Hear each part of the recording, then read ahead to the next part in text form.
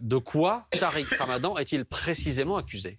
De viol et de viol sur personnes vulnérables, 4 femmes, dont une qui est effectivement en situation de vulnérabilité, des viols commis entre 2009 et 2016, généralement dans des chambres d'hôtel, avec un mode opératoire qui est décrit comme étant assez similaire, des échanges d'abord via des applications mobiles ou sur Internet, et puis des rendez-vous dans des chambres d'hôtel où ces femmes disent avoir été violées.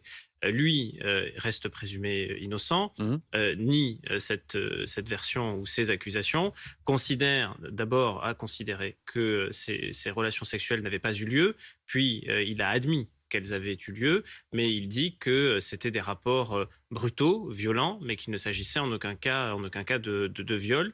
Il a fait de la détention provisoire pour cela. L'enquête a été ouverte en 2017. En 2018, il a été emprisonné pendant 10 mois. En 2019, il a publié un livre assez substantiel, près de 300 pages, dans lesquels il donnait sa version des faits, se disant victime d'un complot, se disant accusé à tort, se comparant même au capitaine Dreyfus, considérant que au XIXe siècle, il y avait un climat antisémite qui justifiait un complot contre Dreyfus et que lui était victime d'un climat anti-musulman qui justifiait un complot contre sa personne. Ça a été et ça reste sa ligne de défense. Maintenant, il y a ces réquisitions d'un renvoi devant une cour d'assises.